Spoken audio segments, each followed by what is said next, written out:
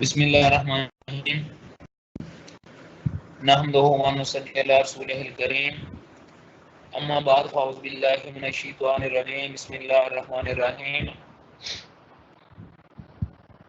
Dear students of M Education KM کے member, Assalamu alaikum. I feel pleasure to say welcome in the last lecture number 47 and for lecture number 48 of this session and semester. I strongly hope that the gift and the syllabus has been covered. عزیز طلبہ طالبات، جیسا کہ آپ جانتے ہیں کہ یہ جو آپ کا اسلامک سسٹم آف ایجوکیشن جو اس کے 48 لیکچر تھے، الحمدللہ آج یہ اختتام پذیر ہونے والے ہیں، اور مجھے خوشی ہے اس حوالے سے کہ یہ سارے کے سارے لیکچر الحمدللہ آپ پر ہو چکے ہیں۔ میں نے کما حقہ اپنی طرف سے کوشش کی ہے کہ آپ نے جو نظریات ہیں وہ وقت تک پہنچا سکوں، اور اس سلسلے میں الحمدللہ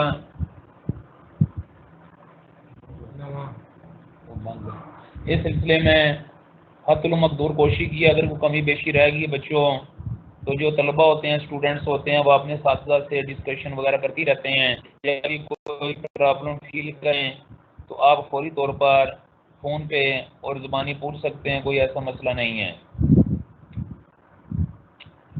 آج کا جو ٹاپک ہے، اس ٹاپک سے پہلے میں ایک چھوٹی سی آپ کے سامنے ایک بات شیئر کرنا چاہوں گا، وہ امتحانات کے حوالے سے ہے۔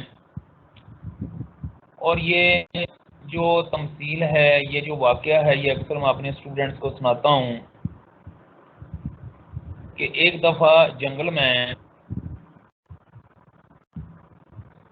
ایک گینڈا اپنے سینگ کو تیز کر رہا تھا۔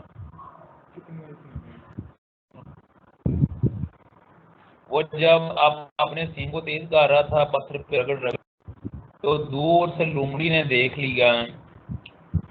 وہ لومڑی دوڑتی آئی اور کہنے لگی، انکل یہ کیا کر رہے ہیں آپ؟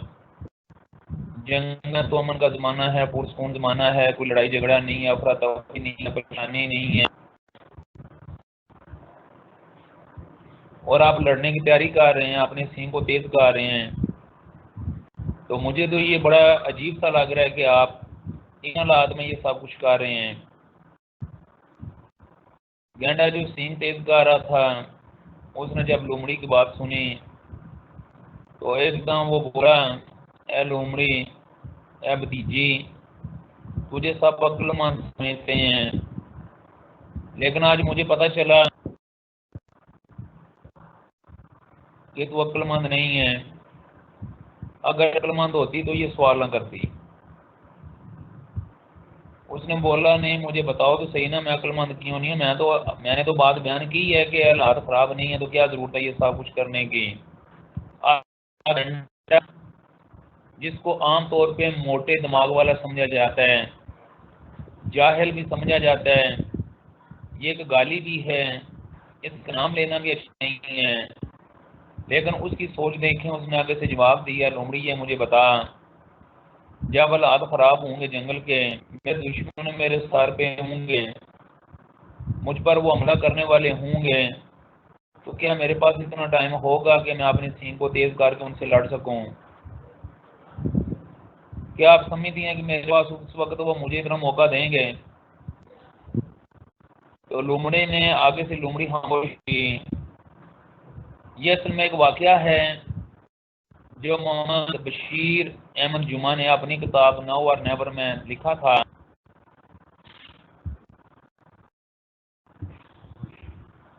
اس میں وہ بتانا چاہ رہے ہیں کہ اصل میں بعض لوگ جو ہوتے ہیں ان کی عادت یہ ہوتی ہے کہ وہ they do their jobs at 11th hour، وہ اپنے کام اس وقت کرتے ہیں، آخری مرحلے پہ کام کر رہے ہیں۔ جب مثال کے طور پر سر کے اوپر بوجھ بہت بڑھ آتا ہے اس وقت وہ اپنا کام کرتے ہیں، جب سر پہ پیپر ہوتے ہیں پھر وہ کام کرتے ہیں،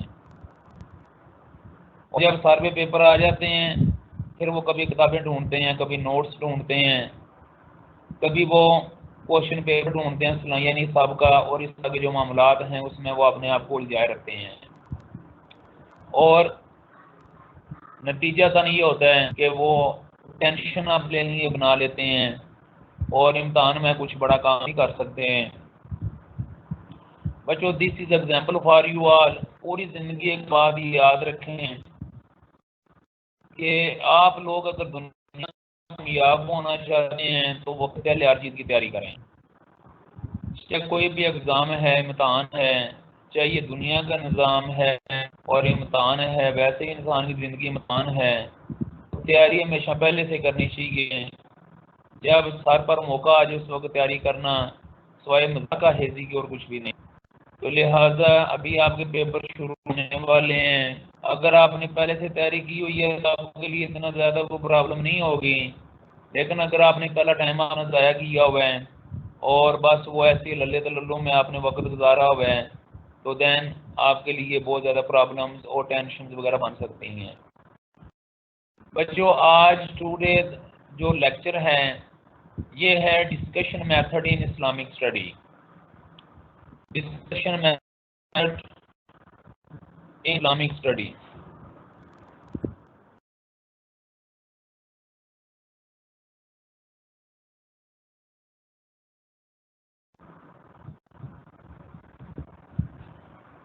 یعنی کہ کل میں نے آپ کے سامنے یہ بات بیان کی تھی کہ جو میتھڈز ہوتے ہیں ان کے کیا ان کی نیڈز ہوتی ہیں، امپورٹنٹس ہوتی ہیں۔ اس سے پہلے لیکچر میں یہ بتا، کل میں نے جو لیکچر میتھڈ ہے اس کے حوالے سے بات کی تھی۔ آج میں جو ہے discussion method in Islamic studies کے حوالے سے آپ سے بات کرنا چاہوں گا، اور مجھے کبھی امید ہے کہ انشاءاللہ آپ اس کو سنیں گے اور اس سے آپ کو استفادہ بھی ہوگا، فائدہ بھی ہوگا۔ تو ڈسکشن کا سب سے پہلے ہم اس کا جو مفہوم ہے اس کو ہم پہلے سب سے پہلے سمجھنے کی کوشش کریں گے کہ جو ڈسکشن ہوتی ہے یہ کیا ہوتی ہے، جو ڈسکشن ہے اس کا فائدہ کیا ہو سکتا ہے، جو ڈسکشن ہوتی ہے اس کے کیا ایڈوانٹیج ہو سکتے ہیں، کیونکہ یہ جو ڈسکشن ہے یہ ایک معمولی کو چیز نہیں ہے۔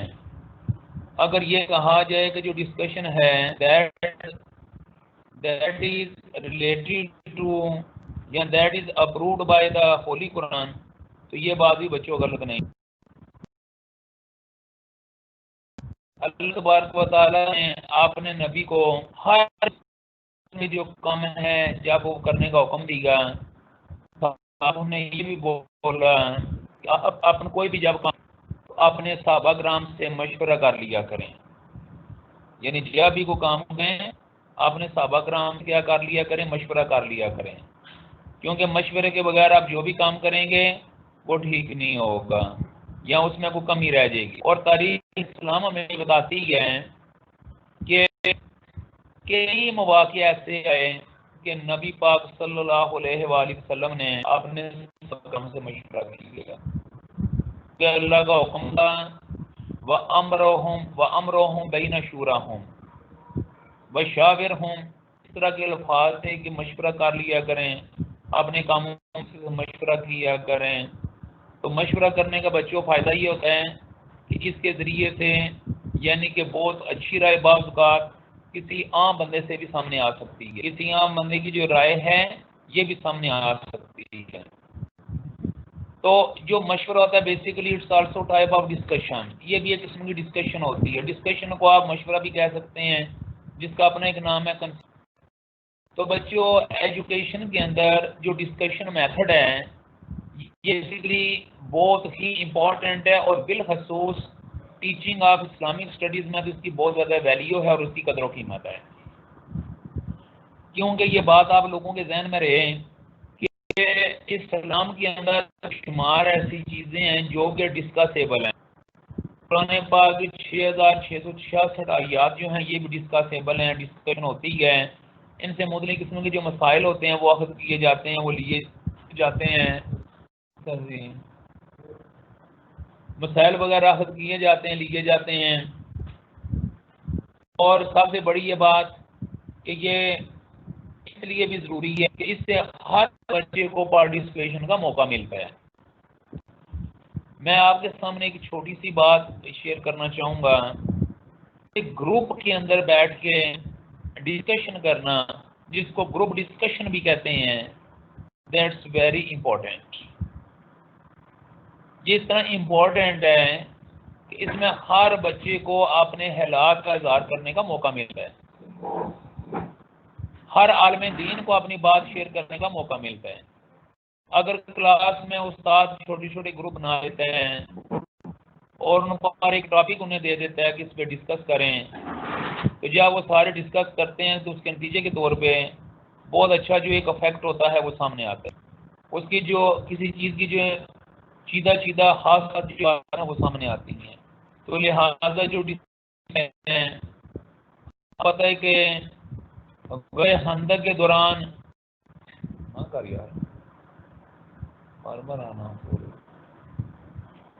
خندق کے دوران جب خندق کھودنے کا معاملہ آیا تو حضرت ابو ایوب انصاری کی جو مشورہ تھا اس پر عمل کیا گیا اور اس کے مطابق یعنی کہ خندق کھودی گئی. مقصد یہ کہنے کا یہ ہے کہ کلاس کے اندر آپ ایجوکیشن کے اندر ہیں تو ایجوکیشن کے ریلیٹڈ مسائل ہو سکتے ہیں. اسلامیات بتا رہے ہیں، اسلامیات کے ریلیٹڈ کوشچن ہو سکتے ہیں. اب اسٹڈی پڑھا ہے اس سے ریلیٹڈ بہت سارے کوشچن ہو سکتے ہیں. تو لہٰذا یہ جو میتھڈ ہے یہ اس حوالے سے بڑا امپورٹنٹ ہے کہ اس میں صرف ایک اسپیکر نہیں ہوتا بلکہ آگے سے جو بچے ہیں بھی شامل ہو. یہ کہوں آپ سے کہ discussion method is the opposite method of lecture method. یہ بھی کہہ سکتے ہیں کہ this method was discovered in against of the lecture method. Lecture method میں صرف ون وے کمیونیکیشن ہوتی ہے، discussion method two way communication ہوتی ہے. لیکچر میتھڈ میں ایک اپنی مرضی سے بول رہا ہوتا ہے، ایک جو ہوتا ہے نا ایکٹیو ہوتا ہے اور باقی سب کے ہوتے ہیں پیسیو ہوتے ہیں. تو ڈسکشن میتھڈ کے اندر بچوں ایسا نہیں ہوتا.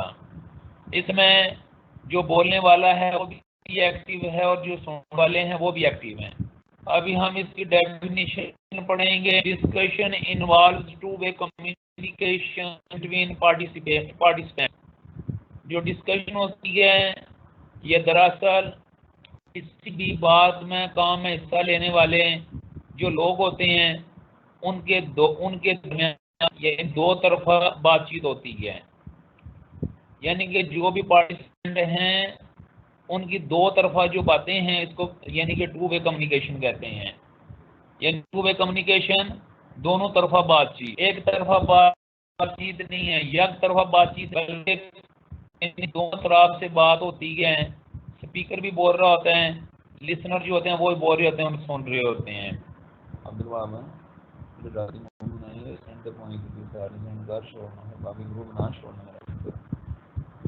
اس کے علاوہ بچوں in the classroom situation and instructor and trainees all participate in discussion. اگر کلاس روم ہے اس میں جو ٹرینر ہوتا ہے وہ بھی بات چیت کر رہا ہوتا ہے اور جو ٹرینی ہوتے ہیں وہ بھی بات چیت کر رہے ہوتے ہیں. یعنی انسٹرکٹر بھی وہاں پر ہی ہوتا ہے اور یعنی کہ جو ٹرینی ہوتے ہیں وہ بھی وہاں پر ہوتے ہیں. اور اس کا سب سے بچوں کا فائدہ یہ ہوتا ہے کہ مثال کے طور پر جو سوال جیسا کسی بھی پارٹیسپینٹ کے ذہن میں آتا ہے وہ فوری طور پر اپنے انسٹرکٹر سے پوچھ لیتا ہے. اس کے بعد during discussion the instructor spend some time listening while the trainees spend some time talking. Instructor جو ہے وہ تو بولتا ہی ہے لیکن جو ٹرینی ہے انہیں بھی بولنے کا موقع ملتا ہے. جو ٹرینی ہیں وہ بھی اچھے طریقے سے بولتے ہیں اور اپنے جو خدشات ہوتے ہیں، نظریات ہوتے ہیں، مس انڈرسٹینڈنگز ہوتی ہیں اس کو کور کرتے ہیں، پوچھتے ہیں. اور یہ سچ بات ہے کہ بعض اوقات یہ ہوتا ہے کہ جب کوئی بھی انسٹرکٹر بات چیت کر رہا ہوتا ہے، کوئی ایجوکیشن کی ٹرم سمجھا رہا ہوتا ہے، کوئی اسلامیات کی ٹرم سمجھا رہا ہوتا ہے، کوئی انگلش کی ٹرم سمجھا رہا ہوتا ہے، تو ذہن میں بہت سارے سوالات اٹھتے ہیں کہ کچھ باتیں پوچھی جائیں. لیکن اگر تو ون وے کمیونیکیشن ہو رہی ہے پھر تو سوال پوچھنا درکنار ہوتا ہے، لیکن اگر ٹو وے کمیونیکیشن ہو رہی ہے تو پھر سوال پوچھنا آسان ہو جاتا ہے. لہذا I think that the best method for teaching Islamic study is the discussion method. اس میں کوئی شک جگہ پہ عام ہے، اس لیے میں نے آپ کے جو ٹیچنگ میتھڈالوجی ہے وہ میں نے صرف 2 ہی رکھے ہیں آپ کے. حالانکہ ٹیچنگ میتھڈالوجی میں کم سے کم میتھڈ بھی رکھے جا سکتے ہیں، لیکن جو سب سے بہترین میتھڈ ہیں یعنی کہ ٹیچنگ میتھڈالوجی، وہ مجھے پتہ ہے کہ آپ نے باقی سبجیکٹ میں پڑھ لی، جو باقی آپ کے کورس ہیں ان میں آپ نے پڑھ لی ہیں، لیکن یہ جو 2 ہیں یہ اسلامیات کی ٹیچنگ کے لیے بہت ضروری ہیں. اس لیے کل میں نے لیکچر میتھڈ آپ کے سامنے شیئر کیا تھا اور ڈسکشن میتھڈ جو ہے یہ آپ نے سامنے شیئر کر رہا ہوں. آج کل تو آپ کو پتہ ہے ڈسکشن میتھڈ یہ تو آج کل میڈیا کے اوپر ہی بڑا یعنی کہ جوش و خروش کے ساتھ یہ میتھڈ اپلائی کیا جا رہا ہے. ایک اسکالر کو بلا لیا جاتا ہے اور آگے بہت سارے لوگ ہوتے ہیں پارٹیسپینٹ جو بات سن رہے ہوتے ہیں. کچھ وہ ہوتے ہیں جو ان کے پاس موجود ہوتے ہیں اور کچھ ہوتے ہیں جو ہم جیسے لوگ جو کہ ٹی وی پہ دیکھ رہے ہوتے ہیں. اور بعض اوقات اتنا زبردست سسٹم ہوتا ہے کہ جو ٹی وی پہ دیکھ رہے ہوتے ہیں ناظرین، ان کے پاس بھی یہ اپرچونٹی ہوتی ہے کہ وہ فون کر کے کوئی بھی سوال پوچھ سکتے ہیں. تو یہ بیسیکلی ڈسکشن میتھڈ ہے، اور discussion method the best method for teaching Islamic studies nowadays. آج ہم دیکھتے ہیں the discussion is there for بچوں. جو ڈسکشن ہے یہ basically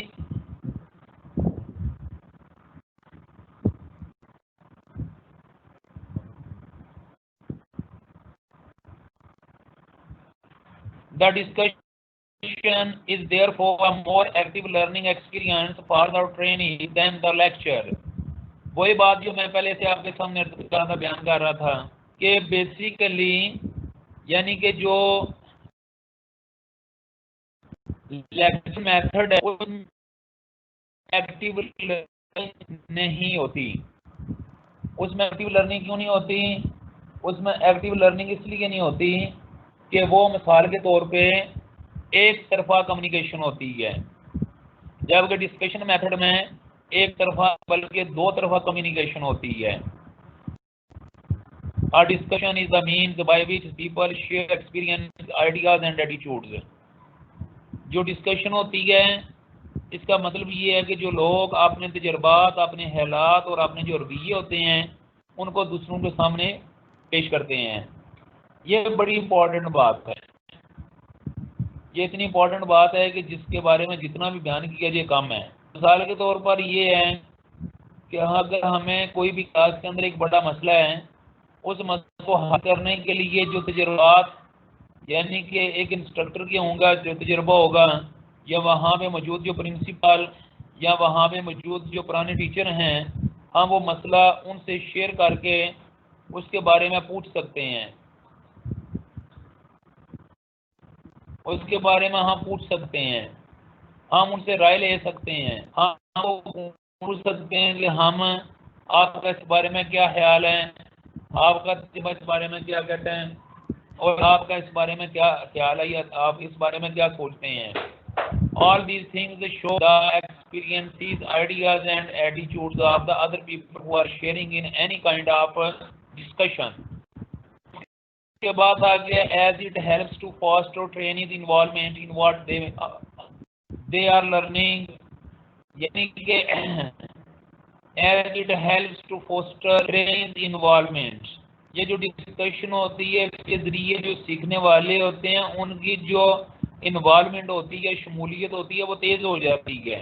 in what they are learning، جو کچھ وہ سیکھ رہے ہیں یعنی جو کچھ وہ سیکھ رہے ہوتے ہیں اگر کوئی ڈسکشن میں شامل کیا جائے تو ان کی لرننگ بہت زیادہ تیز ہو جاتی ہے. اٹ میں contribute to desired attitudinal change.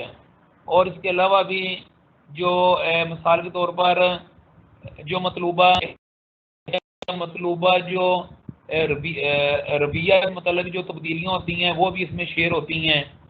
In short یہ کہ یہ بڑی بات ہے کہ as it helps to foster training involvement in that they are learning, یعنی کہ جو لرن کر رہے ہوتے ہیں، جو کہ ٹریننگ لوگ ہوتے ہیں، ان کی پارٹیسپیشن کی وجہ سے ان کی جو لرننگ ہے وہ بڑی کلیئر ہو رہی ہے۔ اس کی مثال آپ کی جیسے ایک ایکٹیویٹی میتھڈ ہے، ایکٹیویٹی میتھڈ بھی تقریباً اس سے ملتا جلتا ہی ہے، اس میں صرف وہ کام دیا جاتا ہے، جیسے پروجیکٹ میتھڈ ہو تو اس میں کام دیا جاتا ہے، تو ڈسکشن میں بھی کسی مسئلے کے بارے میں ڈسکس کیا جاتا ہے، تو جب ڈسکس کیا جاتا ہے تو اس میں جتنے بھی لوگ ہوتے ہیں انہیں مکمل طور پر اپنے حالات کے اظہار کا موقع ملتا ہے۔ بچوں کی بات آپ کے ذہن میں رہے، اور دیٹس ویری امپورٹینٹ، تو میں کیوں کہہ رہا ہوں کہ جو ڈسکشن میتھڈ ہے یہ بہت امپورٹنٹ ہے، اس کی کچھ ریزنز ہیں۔ اس کی بچوں ریزن یہ ہے، سب سے بڑی یہ ریزن ہے کہ ایک وقت تھا جب انسان کی قابلیت کا پیمانہ کی میموری ہوتی تھی، جب انسان کے معیار کا جو پیمانہ ہے اس کی میموری ہوتی تھی، اور جتنا حافظہ، جتنی ذہانت تیز ہوتی وہ بندہ اتنا ہی کامیاب ہوتا، لیکن وقت گزرنے کے ساتھ ساتھ پتہ چلا کہ اس کے ساتھ کچھ اور بھی ضرورت ہوتی ہے۔ پھر انہوں نے کیا کیا، سوچا جی کہ ٹھیک ہے، یہ جو مینٹل سکل ہے اس کے ساتھ ساتھ جو فزیکل سکل ہے یہ بھی ضروری ہے، اس لیے پھر وہاں پر ایک بہت مشہور فکرہ تھا، sound body has a sound mind. انہوں نے بولا معمار ہے تو دماغ کیسے صحیح ہوگا، اور عربی یہ معامرہ دال حکل سلیم ہے، پھر جسم یعنی کہ صحت مند جسم، عقل مند صحت مند دماغ ہوتا ہے۔ لیکن یہ بات بعد میں جب کچھ عرصہ لوگوں نے بلیو کیا کہ ایک انسان کی کامیابی کے لیے، اس کی ترقی کے لیے، اس کی ڈیولپمنٹ کے لیے، اس کی پروگرس کے لیے جو سب سے امپورٹنٹ چیز ہے وہ مینٹل ایبلٹی ہے یا مینٹل سکل ہے اور فزیکل سکل ہے۔ اب کیا بڑے لوگوں نے یعنی کہ فزیکل جو مدارج ہیں، سٹیجز ہیں، وہ بیان کرنے شروع کر دیے ہیں، اور جو مینٹل سٹیج تھے وہ بیان کرنے شروع کیے۔ کچھ عرصہ کے بعد پتہ چلا کہ ان کے ساتھ ساتھ کچھ اور بھی زیادہ امپورٹنٹ ہیں، اور وہ کیا چیز امپورٹنٹ تھی، وہ تھا اسپiritual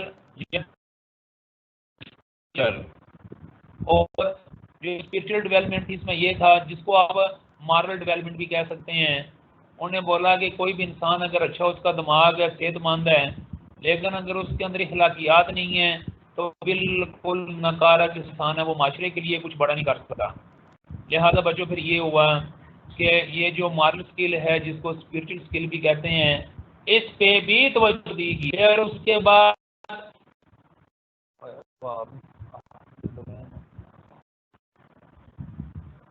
بعد پھر اس کے بعد یہ ہوا کہ جب یہ تینوں چیزیں معاشرے کے اندر آ گئیں، ہمارے جو ہیں انہیں کرنا شروع کر دی گا، اور انہیں کیا بیان کرنا شروع کیا، مینٹل اسکل، فزیکل اسکل یا مینٹل ڈیولپمنٹ، فزیکل ڈیولپمنٹ، اور اس کے ساتھ ساتھ بولا جی کہ مارل ڈیولپمنٹ۔ پتہ یہ چلا کہ کچھ لوگ ہوتے ہیں جو بڑے نیک بھی ہوتے ہیں، دماغ کے تیز بھی ہوتے ہیں، جسم کے مضبوط بھی ہوتے ہیں، لیکن اس کے باوجود معاشرے میں وہ کچھ کر سکتے ہیں، وہ تنہا پسند ہوتے ہیں، اور معاشرے کے اندر رہنا ان کے لیے، معاشرے میں لوگوں کے ساتھ میل جول میں وہ بہت کمزور ہوتے ہیں۔ لہٰذا پتہ یہ چلا کہ ہمیں ایک اور جو بچہ ہے اس کے اندر سوشل جو اسکل ہے اس کی بھی ضرورت ہوتی ہے۔ جو سوشل اسکل ہوتی ہے، جو کہ سوسائٹی کے حوالے سے بڑی امپورٹنٹ ہے، جس میں بندہ ملنسار ہوتا ہے، دوسروں کے مسائل اور پرابلم سمجھتا ہے۔ تو بچوں یہ چار جو اسکل ہیں، یہ سب سے پہلے یعنی کہ سمجھیں، یہ ان چار اسکل تقریباً 100 سال پہلے صرف ایک اسکل ہے جس کو سب سے بڑا مقام دیا، پھر کچھ کے بعد وہ اسکل ہمارے وجود میں آئیں، پھر 3 آئیں، پھر 4 آئیں۔ بچوں جس وقت 19ویں صدی کا زمانہ تھا، جو نفسیات کے ماہرین نفسیات ہیں انہیں پتہ چلا کہ ایک انسان کی ترقی کے لیے اور ایک بیلنس پرسنالٹی کے لیے ان چاروں کے علاوہ بھی کسی اور سکل کی ضرورت ہوتی ہے۔ معاشرے کے اندر آپ ذرا ہیں تاریخ پاکستان کو جب آپ دیکھتے ہیں تو بڑے بڑے لائق فائق لوگ کے اندر تھے. قائد اعظم جو ایک معمولی کمزور جسم والا آدمی اس نے پاکستان بنا دی گیا بڑی مخالفت کے باوجود بھی. وجہ کیا تھی کہ ان کے اندر قائدانہ چیزیں تھیں جسے لیڈرشپ اسکل کہتے ہیں. آپ پتہ چلا جی لیڈرشپ چاہیے، ساتھ یہ بھی پتہ چلا کہ جس بندے کے اندر لیڈرشپ اسکل بھی ہو اور ساتھ اس کے کمیونیکیشن بھی وہ صحیح کیا کرتے تھے. بڑی ہائی لیول کی عطا اللہ شاہ بخاری صاحب بڑی تقریریں کیا کرتے تھے، تقریریں بھی کھڑے ہو کے سنا کرتے تھے. تو یہ جو تقریریں ہیں مثال کے طور پر کرنا، these are related to communication. ان صاحب کا تعلق کس چیز کے ساتھ تھا؟ کمیونیکیشن کے ساتھ تھا. پتہ چلا کہ لیڈرشپ بھی ضروری ہے اور کم بھی ضروری ہے. اسی طرح بچوں پھر بعد میں کچھ اور بھی اسکل سامنے آئے جس میں کریٹیویٹی بھی تھی، جس میں شیئرنگ بھی تھی، جس میں ٹیم ورک بھی تھا، جس میں ٹالرنس بھی تھی، جس میں پروفیشنل پیشنس بھی تھا. تو لہٰذا بچوں یہ ہوا کہ پتہ چلا کہ جس وقت کلاس کے اندر ایک ٹیچر انسٹرکٹر اپنے بچوں کے ساتھ ڈسکشن میتھڈ کے ساتھ اسے پڑھا رہا ہوتا ہے تو یہ جتنی بھی اسکلز ہوتی ہیں جن کو انہوں نے نام دیا انٹرپرسنل اسکلز. 4 جو اسکلز ہیں نا بیسک 4 اسکلز وہ تو الگ رہ گئی. اس کے بعد جیسے میں نے آپ کو لیڈرشپ اسکل کا بتایا، کمیونیکیشن کا بتایا، ٹیم ورک کا بتایا، کریٹیویٹی میں نے بتایا، کو نام دیا گیا انٹر اسکلز. تو بچوں یہ ساری تفصیل میں جانے کا مقصد یہ تھا کہ ڈسکشن میتھڈ کے اندر انسان کی جو انٹر پرسنل اسکلز ہیں یہ کافی حد تک امپروو ہوتی ہیں.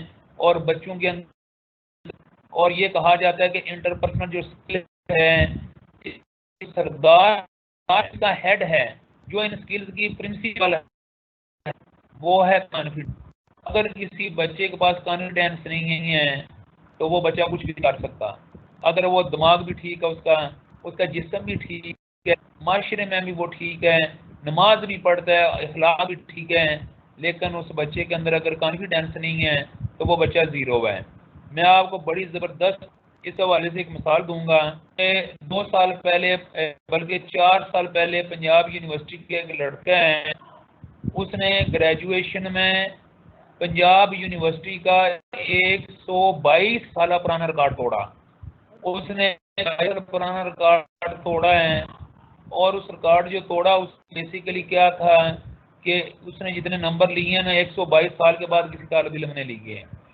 لیکن وہ لڑکا اس کے بعد 4-5 جگہوں پر انٹرویو وغیرہ دے چکا ہے لیکن ناکام ہو جاتا ہے. حالانکہ وہ بچہ جس نے پنجاب یونیورسٹی کو ٹاپ کیا ہوا ہے، یہ کوئی معمولی بات نہیں ہے. پنجاب یونیورسٹی ایک بڑے that is the name of quality, یہ کوالٹی کا نام ہے، ایجوکیشن. اور بڑا مشکل وہاں پہ سسٹم ہے، وہاں پر بڑی ٹرانسپیرنسی ہر معاملے میں.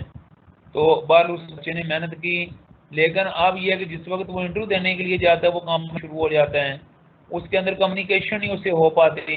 لکھ تو وہ بہت اچھا لیتا ہے لیکن کمیونیکیشن نہیں ہو پاتی اس سے. لہٰذا یہ ہے کہ پتہ چلا کہ اس کے اندر انٹرپرسنل ہے اور وہ بچہ کتابی کیڑا تو تھا لیکن اس کے اندر کانفیڈینس نہیں تھا. تو بچوں یہ جو انٹرپرسنل اسکلز ہے یہ کلاس کے اندر ڈسکشن کے ذریعے ہی پروان چڑھتی ہیں. لہٰذا this method is very important in this regard to promote and enhance the interpersonal skills of the students. اس کے بعد بچوں آگے ہم پڑھیں گے کہ اس کے ایڈوانٹیجز ہیں، یعنی کہ جو ڈسکشن میتھڈ ہے بیسیکلی اس کے ایڈوانٹیجز کیا ہیں، اس کا کیا فائدہ ہے اور اس کے ذریعے کتنا ہی جو اسٹوڈنٹ ہیں وہ امپروو کر سکتے ہیں.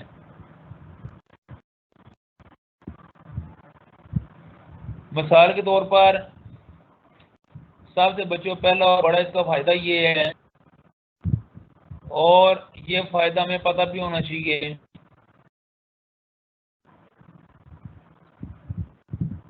It is a epicenter of effective learning. یعنی جو افیکٹو لرننگ ہے اس کے حوالے سے یہ بہترین ایک میتھڈ ہے ڈسکشن میتھڈ. اس میں ایک انسٹرکٹر کو چیز پڑھاتا ہے اور اس کے بعد پھر اس پہ ڈسکس کی جاتی ہے اور ڈسکس میں بہت سارے تجربات شیئر ہوتے ہیں، ایٹیٹیوڈ شیئر ہوتے ہیں، رویے شیئر ہوتے ہیں. اور اس میں لرننگ بہت زیادہ بہتر ہوتی ہے۔ اس کے بعد بچوں ایمفسائز اسٹوڈنٹس ایکسپیرینس، جو بچے ہوتے ہیں ان کا جو تجربہ ہوتا ہے اس پر زور دیا جاتا ہے۔ تجربے سے مراد ان کی لرننگ پہ زور دیا جاتا ہے کہ تجربات یعنی کہ ڈسکشن کے ذریعے جو بچے ہیں زیادہ سے زیادہ سیکھ سکیں۔ اس کے بعد آگے ہے ڈیولپمنٹ آف کریٹیکل تھنکنگ۔ جو ڈیولپمنٹ آف کریٹیکل تھنکنگ ہے یہ بھی اسی کے ذریعے آتی ہے، یعنی کہ کریٹیکل تھنکنگ اس وقت بچے کے ذہن میں آتی ہے جس وقت بچہ کلاس کے اندر مختلف قسم کے تجربات یا باتیں وغیرہ کر رہا ہوتا ہے، اور اس کے اندر بہت زیادہ مزید دوسروں سے بہتر سوچنے کا اس کے ذہن میں تصور پیدا ہوتا ہے۔ وہ جو زیادہ بہتر تصور پیدا ہوتا ہے جس سے یہ بہت امپورٹنٹ ہوتا ہے، اس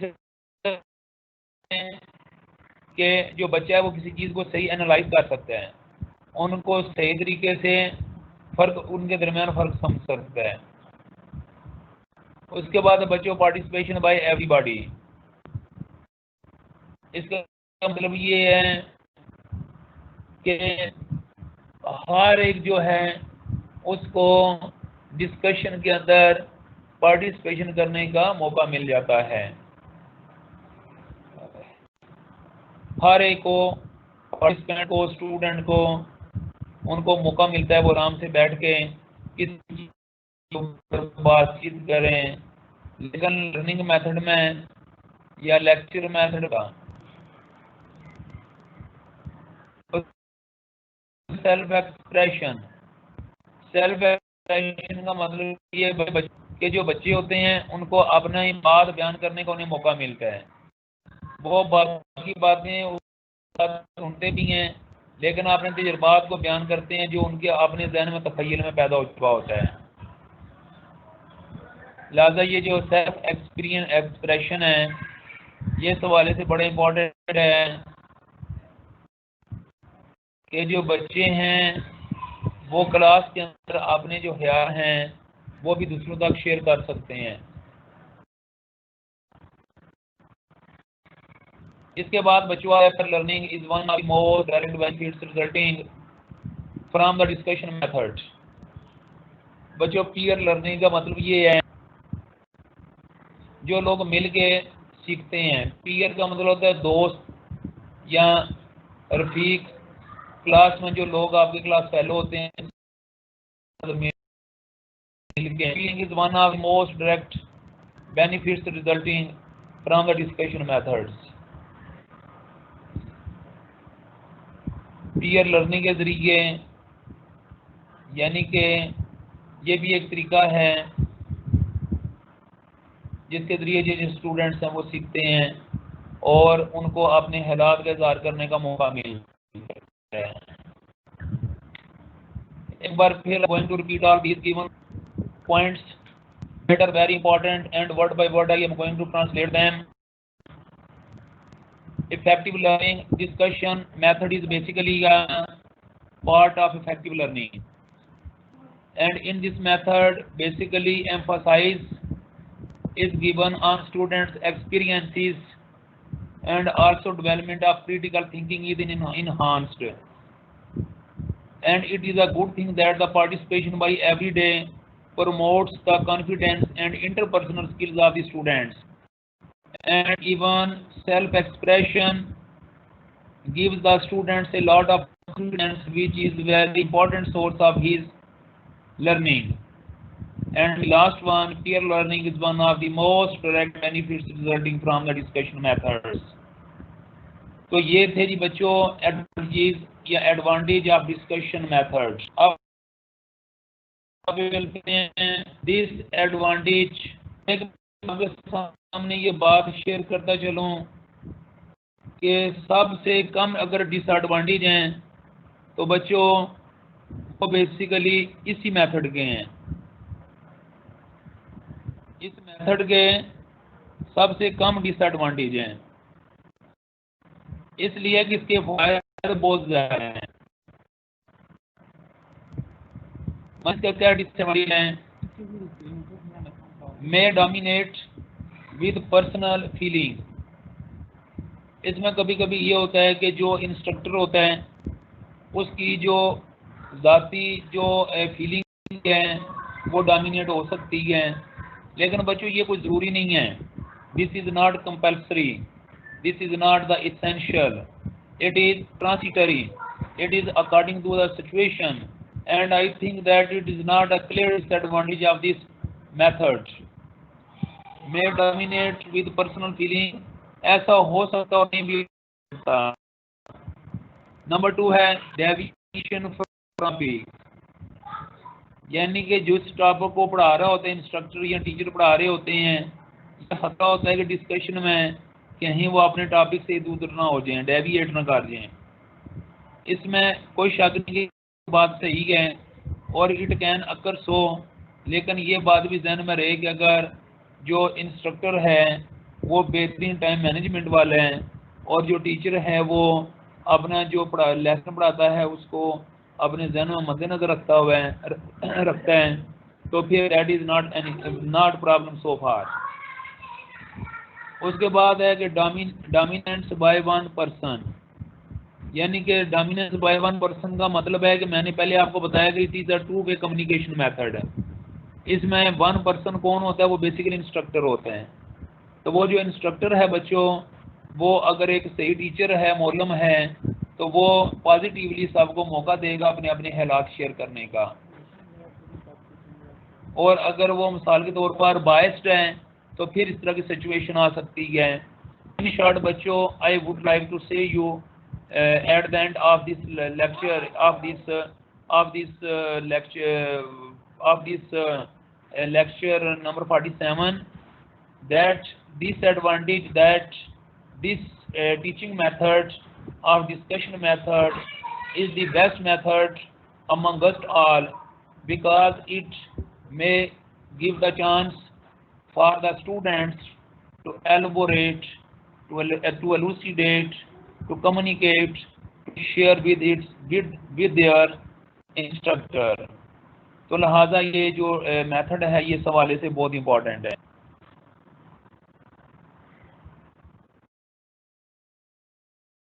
اب بچوں اس کے بعد اگلا جو ہے لیکچر، یہ بیسیکلی لاسٹ پرافٹ ہوڈ کے حوالے سے ہے. یہ بیسیکلی جو آپ کا تھا نا کنسیپٹ آف پرافٹ ہوڈ ان اسلام، یہ اسی کا ایک باقی حصہ رہ گیا تھا جو اس وقت میں آپ کے سامنے ڈلیور نہیں کر پایا تھا. لہٰذا میں یہ چاہ رہا تھا کہ یہ بھی میں آپ کے سامنے ابھی پیش کروں، لہٰذا میں نے اس کو ابھی آپ کے سامنے رکھا ہے. اور اس میں خاص طور پر جو امپورٹنٹ چیز ہے وہ ہے لاسٹ پرافٹ ہوڈ. وہ ہے last prophethood. Last prophethood جو ہے یہ اس کا ایک ضمناً لاسٹ پرافٹ ہوڈ کا مطلب یہ ہے بچوں کہ آخری نبی کون. تو یہ حوالے سے تھا لاسٹ پرافٹ ہوڈ. یہ جو آپ کا تھا نا کنسیپٹ آف پرافٹ ہوڈ، جس میں میں نے آپ کو پرافٹ ہوڈ کے بارے میں بتایا تھا، پھر پرافٹ ہوڈ کے بعد میں نے رسول کا کنسیپٹ آپ کو بتایا تھا. تو ابھی میں آپ کو اسی میں سے یہ ایک تھوڑا سا ٹاپک تھا جو اس وقت نہیں میں بتا سکتا تھا، لہٰذا یہ میں آخری لیکچر ہے اس پر میں نے اس کو پوسٹ پون کر دیا تھا. Now I am going to discuss with you this very thrilling topic that must be aware of any Muslim. میں یہ سمجھتا ہوں کہ this concept and this doctrine and creed must be the part of iman of every Muslim. تو اس پر ابھی میں بات کرنے جا رہا ہوں. تو یہ آپ ذرا دیکھتے ہیں، یہ سلائیڈز ہیں، آبجیکٹیو اس کے یہی ہیں. By the end of this lecture, inshallah, you are expected to know characteristics of Prophet Muhammad sallallahu alaihi wasallam, finality of Prophet and basis of relationship of human and Prophet Muhammad peace be upon him.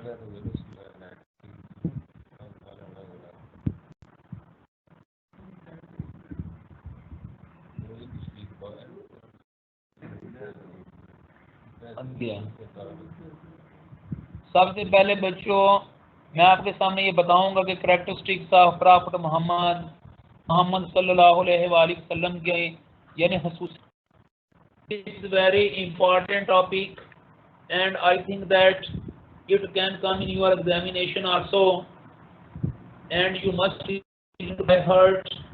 And if it does not come in your examination, then it is also very important for you, because it is related to our doctrine, our creed, our belief, and our faith. It is the path of our faith. تو نبی پاک صلی اللہ علیہ وسلم کی سب سے پہلی صفت جو یہاں پہ بچوں I am going to share with you all is the last prophethood. آپ کو پتہ ہونا چاہیے کہ اللہ کے نبی آخری، اللہ کے رسول یہ آخری رسول ہیں. کون؟ حضرت محمد بن عبداللہ صلی اللہ علیہ وآلہ وسلم اللہ تعالیٰ کے آخر میں، اور آپ کے بعد نہ کوئی نبی آیا ہے اور نہ آئے گا. بابا آپ اس کا 4:15 بجے آ جائے، میں تو جانا ہے. یہ بات آپ لوگوں کے ذہن میں رہنی چاہیے. نمبر 2 ہے revived the faith conveyed by all prophets. دیکھیں اللہ کے نبی ان کی ایک صفت شاہد بھی ہے. اللہ تعالیٰ کہتے ہیں کہ ان ارسلنا کا شاہدا و مبشرا و نذیرا، اے نبی ہم نے آپ کو گواہی دینے والا، خوشخبری سنانے والا اور ڈرانے والا بنا کے بھیجا ہے. اس میں جو پہلی بات ہے نا شاہد، وہ یہی ہے کہ روایت the faith conveyed by all prophet, جتنے بھی نبی گزر چکے ہیں ان کا جو عقیدہ تھا اس کو آ کے آپ نے ریوائو کیا، دوبارہ لوگوں تک پہنچایا ہے، اس کو زندہ کیا، دوبارہ ریفریش کیا ہے. حضرت نوح علیہ السلام کی دعوت تھی قول لا الہ الا اللہ، یعنی کہ لا الہ الا اللہ، اور نبی پاک صلی اللہ علیہ وسلم کی بھی یہ دعوت ہے یا ایھا الناس قولوا لا الہ الا تفلحون. مقصد یہ ہے کہ یہ لا الہ الا اللہ کی جو دعوت جو حضرت آدم علیہ السلام سے شروع ہوئی تھی، اس کا جو اختتام ہے وہ نبی پاک صلی اللہ علیہ وسلم پہ ہوا. اس کے بعد میسج ریٹرانسمیٹڈ تھرو ہم، آپ صلی اللہ علیہ وسلم کی ذریعے جو صحیح میسج ہے وہ لوگوں تک پہنچے اللہ تبارک و تعالیٰ کا. اور اس کے بعد نو میسنجر آفٹر، آپ کے بعد کوئی بھی اور کوئی بھی رسول نہیں ہے. پھر اس کے بعد آپ کی یہ بھی ایک صفت محمدیہ ہے، بک از پریزروڈ، آپ کی جو کتاب ہے یہ محفوظ ہے. سبحان اللہ، this is the greatest quality, this is the greatest thing. اگر ہم سمجھیں کہ اللہ تعالیٰ نے اپنے نبی کے اوپر جو کتاب نازل فرمائی ہے دیٹ از دا پریزروڈ. اللہ نے فرمایا انا نزلنا ذکر و انا لہ لحافظون، انا نحن نزلنا ذکر و انا لہ لحافظون، ہم نے اس قرآن پاک کو نازل کیا اور ہم ہی اس کے محافظ ہیں. کوئی آج دن تک اس کے لفظ زیر پیش میں اس کے مثال کے طور پر جو اس کی حرکات ہیں، اس کے جو الفاظ ہیں ان میں کوئی بھی تبدیلی نہیں کر سکا. اور یہ ایک زندہ جاوید ثبوت ہے، یہ ایک زندہ جاوید ثبوت ہے کہ اللہ تبارک و تعالی نے ہمارے نبی پاک صلی اللہ علیہ وسلم کو یہ جو معجزہ دیا، یہ معجزہ بڑے کمال کا ہے کہ آج ان تک 1440 سال ہونے والے ہیں لیکن اس کے اندر کوئی بھی تبدیلی نہیں آئی ہے.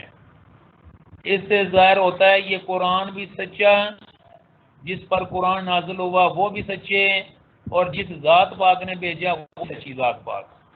کتاب محفوظ ہے، بہت ساری کوششیں کی گئی اس کے اندر تبدیلی کی جائے لیکن کوئی بھی کامیابی نہیں ہو سکی ہے.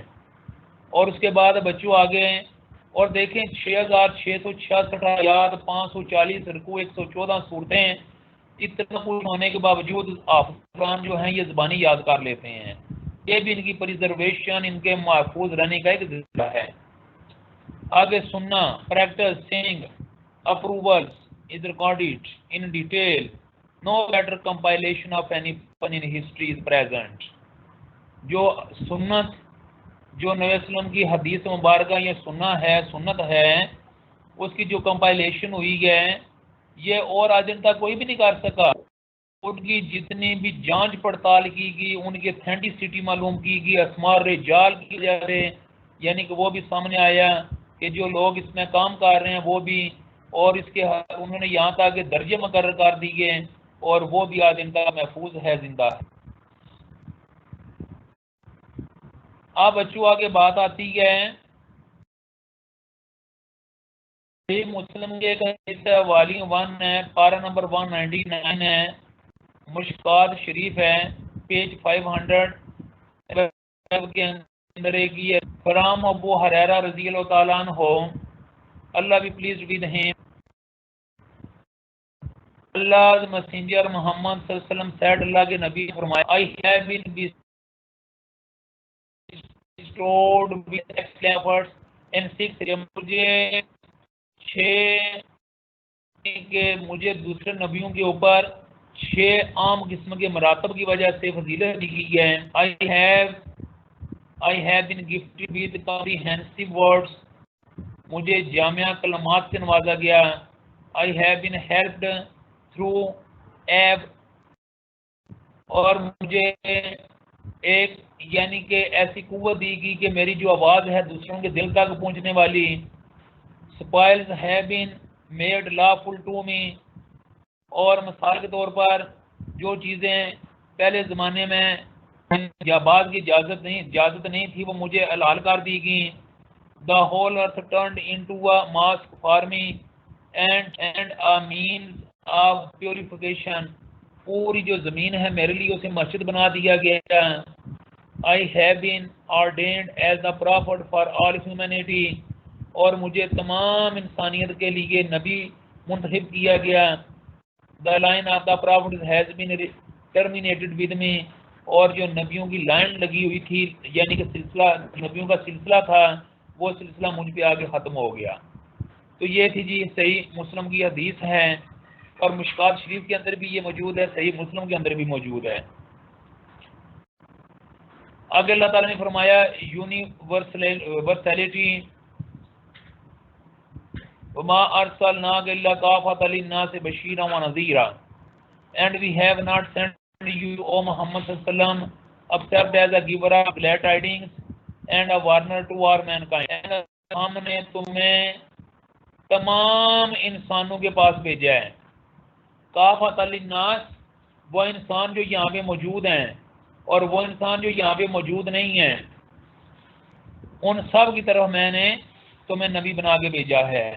یہ دیکھیں نا، اس لیے نبی بنا کے بھیجا ہے کہ تاکہ تم لوگوں کو انجام سے، انسانوں کو آخرت کے انجام سے ڈراؤ، اور یعنی کہ اچھی کام پہ انہیں خوشخبری سناؤ، یعنی اس لیے بھیجے بشیران کا مطلب ہوتا ہے خوشخبری دینے والا، نذیرا انجام سے خبردار کرنے والا۔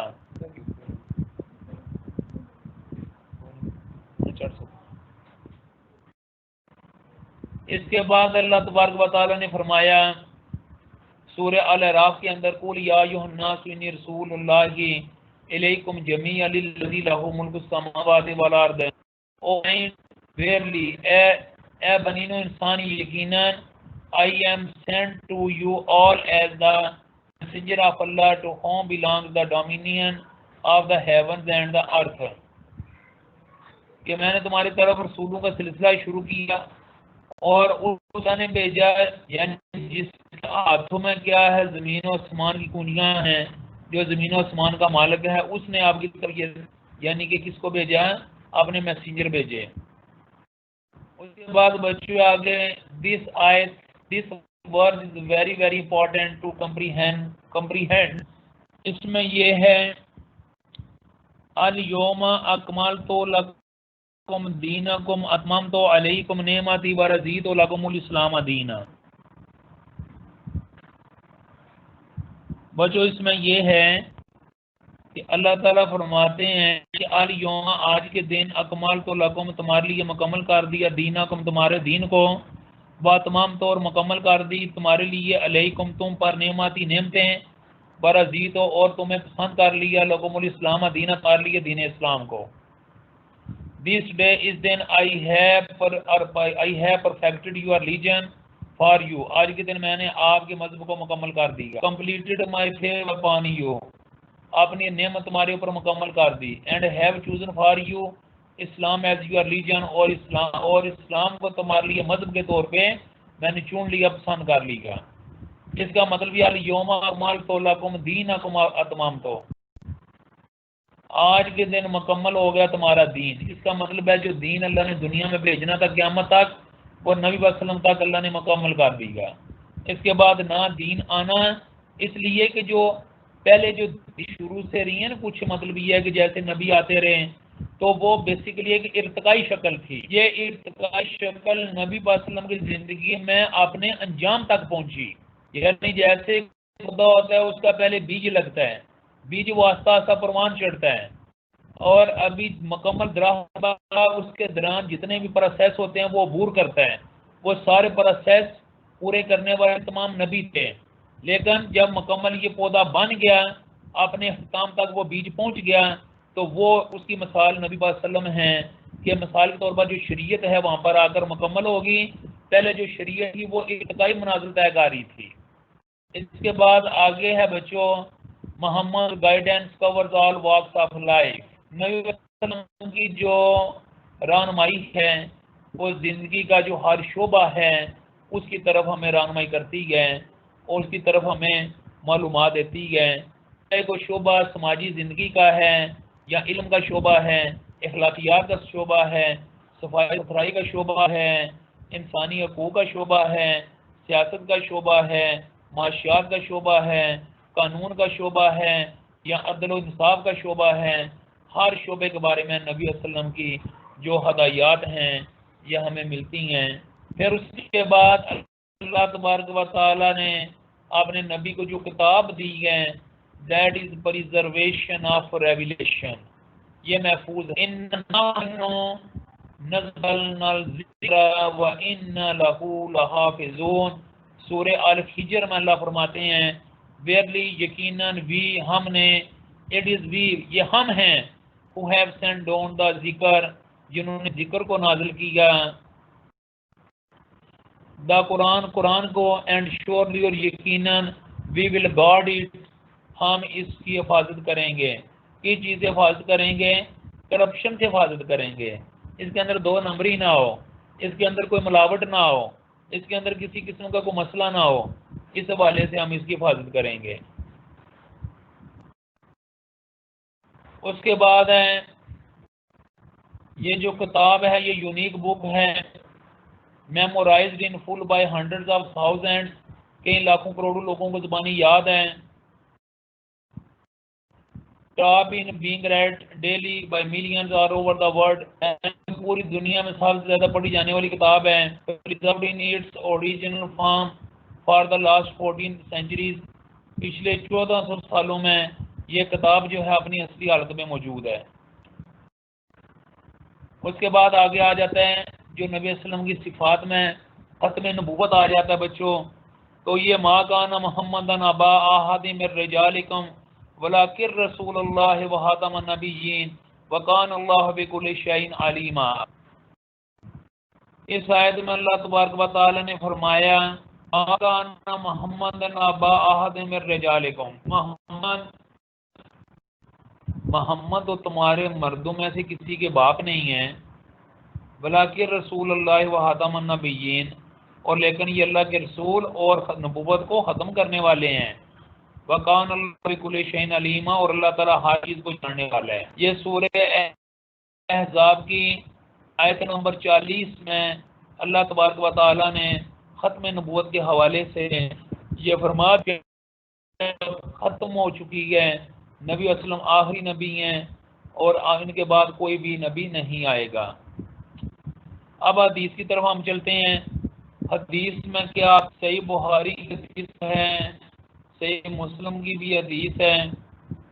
فرام ابو ہریرہ رضی اللہ تعالی عنہ، اللہ be pleased with him, Allah's messenger صلی اللہ علیہ وسلم said, certainly my example and the example of prophets earlier than me is like the example of a palace۔ آپ صلی اللہ علیہ وسلم نے فرمایا کہ یقیناً میری مثال اور پہلے نبیوں کی مثال ہے یہ کہ جیسے ایک محل ہو، موسٹ ایلیگینٹ بہت خوبصورت ہو، اینڈ موسٹ بیوٹیفل کنسٹرکٹیڈ اور بڑی خوبصورتی کے ساتھ بایا پرسن ایک آدمی نے بنایا ہو، except that the left in it a blank space for a brick in one of its corner سوائے اس کے کہ اس کے کسی کونے کی طرف ایک اینٹ باقی رہ گئی ہو. And that made the people going around it wonder and exclaimed, اور وہاں پر لوگ آگے پیچھے اس کے گھومتے ہوں اور وہ یعنی کہ بڑے اظہار یعنی کہ ان کے اندر ایک حیران بھی ہوتے ہیں، وہ تجسس ہو کہ ایسا کیوں ہے. Why not is this break in lead in here, اور وہ آپس میں یہ بات کرتے ہوں کہ ایک جو اینٹ ہے اس خالی جگہ کیوں رکھی گئی ہے. دا پراپٹ صلی اللہ علیہ وسلم نے فرمایا I am that corner last break and I am the last of the prophets, وہ آخری اینٹ میں ہوں اور وہ آخری نبی بھی میں ہوں، یعنی نبیوں میں سے سب سے آخری نبی میں ہوں، اور وہ جو محل کے اندر ایک اینٹ باقی ہے وہ بھی میں ہوں، یعنی کہ میں اس اینٹ کو میں ایڈجسٹ ہوں گا تو وہ محل مکمل ہو جائے گا، شریعت کا محل مکمل ہوگا، اللہ کے پیغام کا محل مکمل ہوگا، اللہ کے نبیوں کی جو دعوت ہے ان کا محل مکمل ہوگا. تو اللہ کے نبی نے فرمایا کہ میں اس کی آخری کڑی ہوں اور میں تمام نبی میں سے آخری نبی ہوں. نبی نو رسول، میرے بعد نہ تو نبی ہے اور نہ کوئی رسول ہے. فرام انس بن مالک رضی اللہ تعالیٰ عنہ اللہ pleased with him Allah's messenger Muhammad صلی اللہ علیہ وسلم said verily یقیناً رسالت اینڈ نبوت are terminated، رسالت اور نبوت ختم ہو چکی ہے. so there shall be neither a رسول nor a نبی after me، لہذا میرے بعد نہ ہی کوئی رسول ہے اور نہ ہی کوئی نبی. یہ ترمذی جو حدیث کی کتاب ہے اس کے اندر بھی لکھا ہوا ہے، کتاب و رویا کے اندر بھی یہ موجود ہے، مسند احمد کے اندر بھی موجود ہے، اور مرویات انس یعنی کہ مرویات انس بن مالک کے اندر بھی موجود ہے مرویات. اس کے بعد آگے اللہ کے نبی نے فرمایا 30 لائرز ان دا امت میں 30 جھوٹے ہوں گے. مثلا اٹ از ریلیٹڈ بائی حضرت صوبان رضی اللہ تعالیٰ، یہ صوبان پڑھیں گے، اس کو تھوبان نہیں پڑھیں گے، ٹی کا مطلب صوبان. ابھی پلیز ود ہم اللہ رضی اللہ تعالیٰ عنہ فرماتے ہیں، حضرت صوبان رضی اللہ تعالیٰ عنہ سے روایت ہے، آپ فرماتے ہیں دیٹ اور پرافٹ صلی اللہ علیہ وسلم نے فرمایا ان امت میری امت میں there shall be born 30 lads، 30 جھوٹے پیدا ہوں گے. each of them will pretend that he is a prophet، ان میں ہر ایک یہ دکھا کرے گا کہ میں نبی ہوں. but I am the last of the prophets، لیکن میں نبیوں میں آخری نبی ہوں. there shall be no prophet after me، اور میرے بعد کوئی بھی نبی نہیں ہے. یہ حدیث کی کتاب ابو داؤد اور ترمذی کے اندر یہ موجود ہے. if there were to be a prophet it would have been Umar رضی اللہ تعالیٰ عنہ. it is narrated by عقبہ بن عامر، حضرت عقبہ بن عامر رضی اللہ تعالیٰ عنہ کا ارشاد ہے that Allah's messenger محمد صلی اللہ علیہ وسلم نے فرمایا if there could ever be a prophet after me، اگر میرے بعد کوئی نبی آنا ہوتا indeed عمر بن خطاب would have been such، تو وہ عمر بن خطاب نے فرمایا کہ اگر میرے بعد کوئی نبی ہوتا تو عمر بن خطاب ہوتے ہیں، لیکن آپ نے فرمایا کہ میرے بعد کوئی بھی نبی نہیں ہے.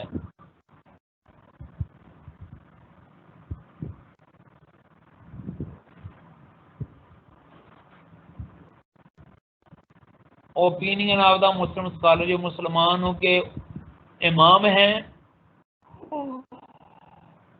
جو بڑے بڑے اسکالر ہیں، ان کا اس حوالے سے آمین ان دا ٹائم آف امام ابو حنیفہ رضی اللہ تعالیٰ عنہ. حضرت امام حنیفہ جو ہمارے جن کو امام اعظم بھی کہا جاتا ہے، بڑے امام تھے، آپ 80 ہجری کو پیدا ہوئے اور 50 ہجری کو وفات پائی، سمجھ لیں گے 70 سال کی عمر میں آپ نے وفات پائی. Laid claim to prophethood and said, ایک آدمی اے مین ان دا ٹائم حنیفہ رضی اللہ تعالیٰ عنہ کے زمانے میں ایک آدمی آیا اور اس نے دعویٰ کیا کہ وہ نبی ہے، اور اس نے کہا let me show you the proofs of my profit hood.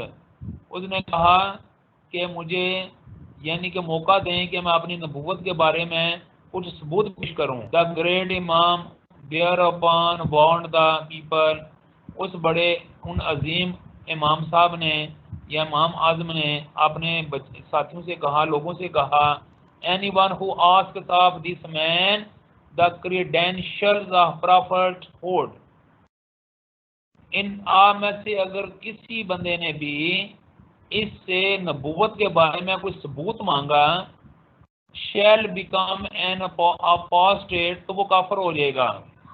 for the prophet of God، کیونکہ اللہ کے نبی has explicitly declared، اللہ کے نبی نے واضح طور پر فرما دی ہے، no prophet will come after me، کہ میرے بعد کوئی بھی نبی نہیں آئے گا.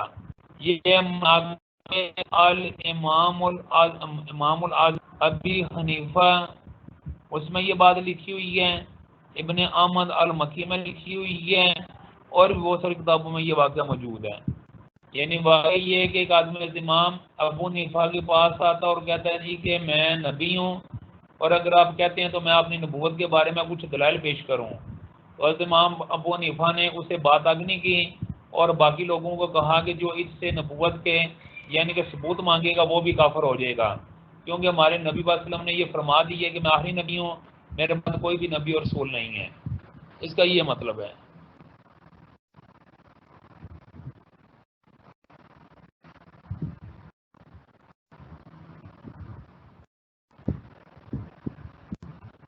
طرح ایک اور میں آپ کے سامنے جو اس تناظر میں بات پیش کرنا چاہوں گا وہ یہ ہے، آپ سب جانتے ہیں کہ حضرت ابو بکر صدیق کا زمانہ ہے.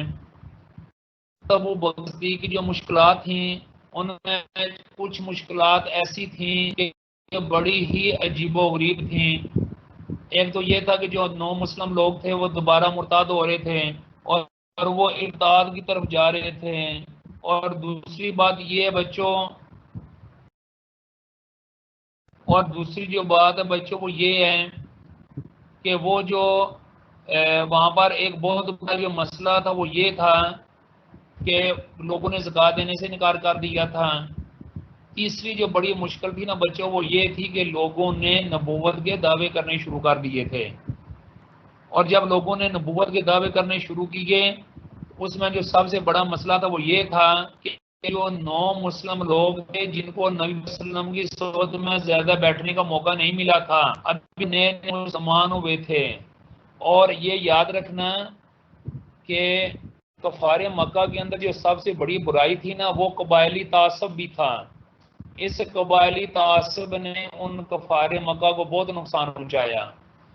تو وہ لوگ جو ہیں وہ مثال کے طور پر ان میں جو ایک فتنہ پیدا ہوا وہ یہ تھا کہ جھوٹے نبی پیدا ہونا شروع ہو گئے. اور یاد رکھنا کہ اس میں 4 بہت مشہور ہیں. ان 4 جھوٹے نبی تھے جنہیں مدیان نبوت بھی کہتے ہیں، جنہوں نے نبوت کا دعویٰ کیا.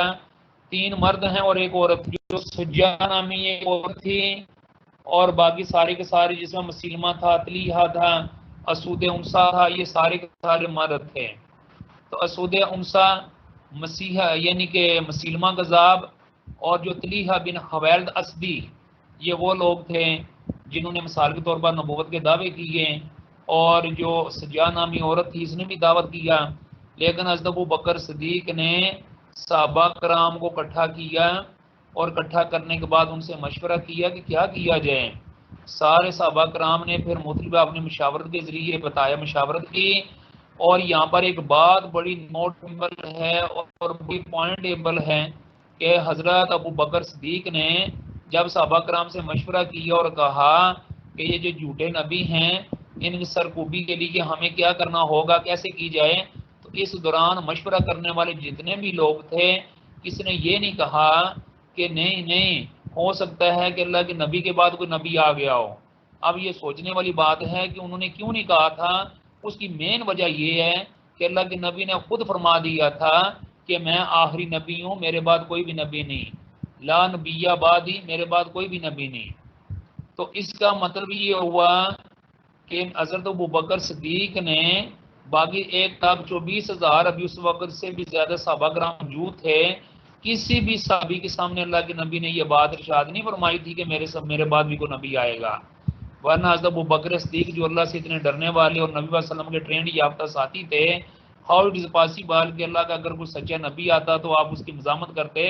اصل میں ان لوگوں نے خاتم النبیین کا جو کنسیپٹ ہے وہ صحیح طریقے سے سمجھا ہوا تھا، نبی پاک صلی اللہ علیہ وسلم سے سمجھا ہوا تھا۔ سب سے جو بڑی بات ہے کہ خاتم النبیین کا جو کنسیپٹ ہے وہ حضرت عمر فاروق نے نبی پاک صلی اللہ علیہ وسلم سے سمجھا تھا، وہ حضرت علی رضی اللہ تعالیٰ نے نبی پاک سے سمجھا تھا، وہ جو کنسیپٹ عثمان غنی نے ان سے سمجھا تھا۔ 1,24,000 جو صحابہ تھے انہوں نے خاتم النبیین کا جو کنسیپٹ ہے وہ نبی پاک صلی اللہ علیہ وسلم سے سمجھا تھا، تو لہٰذا ان کی ڈکشنری میں کسی بھی شکل میں دنیا میں کوئی نبی رسول وغیرہ نہیں آ سکتا تھا، اس لیے انہوں نے ان کو ختم کرنے کا اور قتل کرنے کا حکم دیا تھا۔ یہ بات ذہن میں رہے، باقی تو بہت ساری بعد میں لوگوں نے باتیں کی یا بعد میں لوگوں نے مطلع انداز میں سوچا، لیکن یہ اس انداز میں لوگ کیوں نہیں سوچتے کہ جب حضرت ابوبکر صدیق نے انہیں قتل کرنے کا حکم دیا اس وقت کسی صحابی نے یہ بات نہیں بولی کہ نہیں، کسی بھی مطلب یہ کہ تابعی نے یہ بات نہیں بولی۔ لہذا ضرورت یہ ہے کہ نبی صلی اللہ علیہ وسلم جو ہیں ان کے بارے میں جو صحابہ کرام ہیں ان کا بھی یہ اجماع ہے کہ کے بعد کوئی بھی نبی نہیں آئے گا، اور یہ انہوں نے کہاں سے سمجھا ہوا تھا؟ نبی پاک صلی اللہ علیہ وسلم سے سمجھا ہوا۔ تو یہ ہوا کہ خاتم یہ نبی جو ہے نبی صلی اللہ علیہ وسلم آخری نبی ہیں، آپ کے بعد کوئی نبی نہیں آئے گا، قرآن پاک آخری کتاب ہے، اس کے بعد کوئی کتاب نہیں ہے، اور یہ جو امت ہے امت محمدیہ یہ آخری امت ہے۔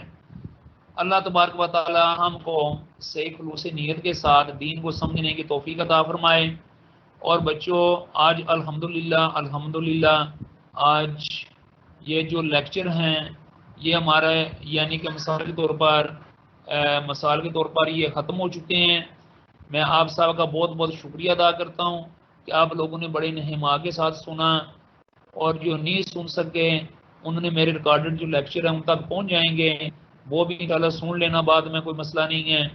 تو اللہ تبارک و تعالیٰ میری دعا ہے کہ میں اللہ کا شکر ادا کرتا ہوں جس نے مجھے توفیق دی، اور میں آپ کے لیے دعا کرتا ہوں کہ اللہ تعالیٰ آپ کو سمجھنے کی اور عمل کرنے کی توفیق نصیب فرمائے۔